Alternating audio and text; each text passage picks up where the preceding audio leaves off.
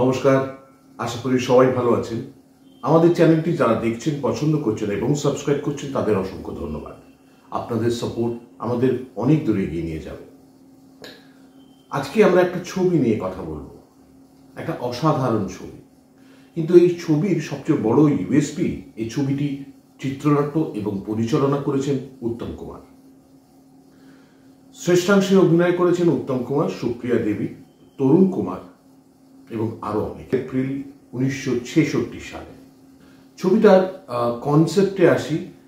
আমরা জেনারেলি তখন যে ধরনের ছবি দেখছিলাম সবই পরিচয় থেকে প্রেম এবং শেষ, অথবা পরিচয় থেকে প্রেম থেকে বিচ্ছেদ, আবার এক জায়গায় এসে শেষ।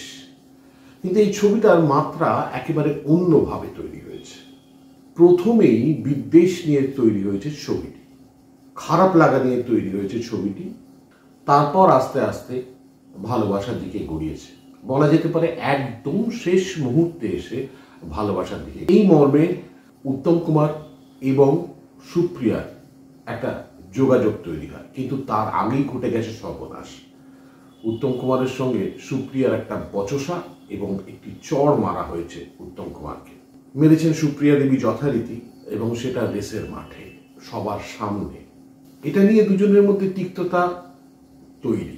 এরকম অবস্থায় তারা দুজনেই সলিসিটরের কাছ থেকে জানতে পারে এরকম একটি ব্যাপার। তাই তাদের দুজনকে বিবাহ বন্ধনে আবদ্ধ হওয়াটা আবশ্যক, তার কারণ দুজনেরই যথেষ্ট সম্পত্তি রয়েছে।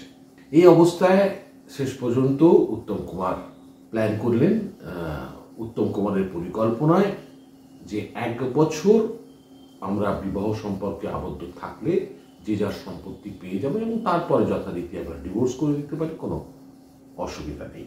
এই একটা শর্তে একটা সম্পর্ক তৈরি হওয়া এবং এই সম্পর্কটা 1 বছর ধরে টেনে নিয়ে যাওয়া বিভিন্ন খারাপ লাগার মধ্যে দিয়ে, এবং শেষে গিয়ে কি হয় সেটাই এই ছবির বিষয়বস্তু। কিভাবে সুপ্রিয়ার মনটা পরিবর্তন হয়, কিভাবে তিনি অজান্তে উত্তম কুমারকে ভালোবেসে ফেলেন, সেটাই এই ছবির বিষয়বস্তু। কিন্তু শেষের দিকে এসে যে অংশটা বেশি করে দেখানো উচিত ছিল এবং যে অংশটা ছোট দেখানো উচিত ছিল, এক্ষেত্রে ঠিক সেটা উল্টো হয়েছে।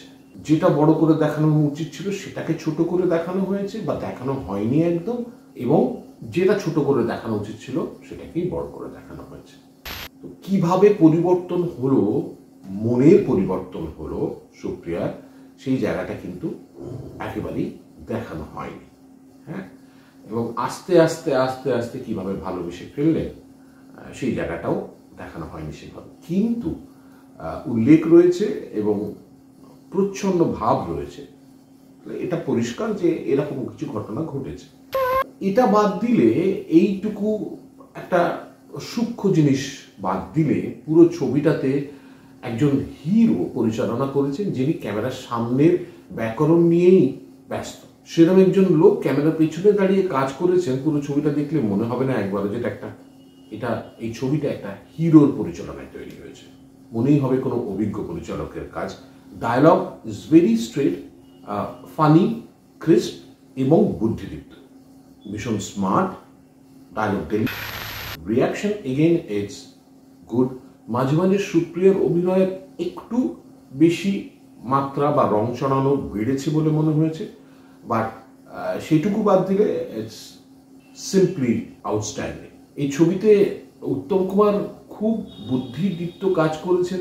সুব্রতা, তরুণ কুমার, সুপ্রিয়া নিজে এবং জহর গাঙ্গুলিকে দিয়ে কাজ করেছেন। খুব বেশি চরিত্র নেই, খুব বেশি বাড়বাড়ন্ত নেই, ঘটনার ঘন ঘটা বিশেষ নেই, একটা ওয়ান লাইনারে চলেছে, তার ফলে দর্শককে আটকে রাখা সম্ভব হয়েছে ভীষণ। এছাড়া লোকেশন বদল হয়েছে অগ্রহ, এবং গল্প শেষ পর্যন্ত চলে গেছে একটা ওপেননেসের দিকে, যখন কিছু জায়গা দেখা গেছে পাহাড়ি অঞ্চল, সেখানে গিয়ে ছবিটা ওপেন হয়েছে ভীষণ। তার ফলে একটা বদ্ধ পরিবেশ থেকে একটা ওপেননেসের দিকেও এসেছে ছবিটা, সেটাও একটা এক্সট্রা অ্যাডেড ভালো লাগা এই ছবির ক্ষেত্রে। আসি, আবার দেখা হবে আগামী পর্বে, আবার কথা হবে কিছু ছবি বা কোনো মানুষকে নিয়ে। ভালো থাকবেন। নমস্কার।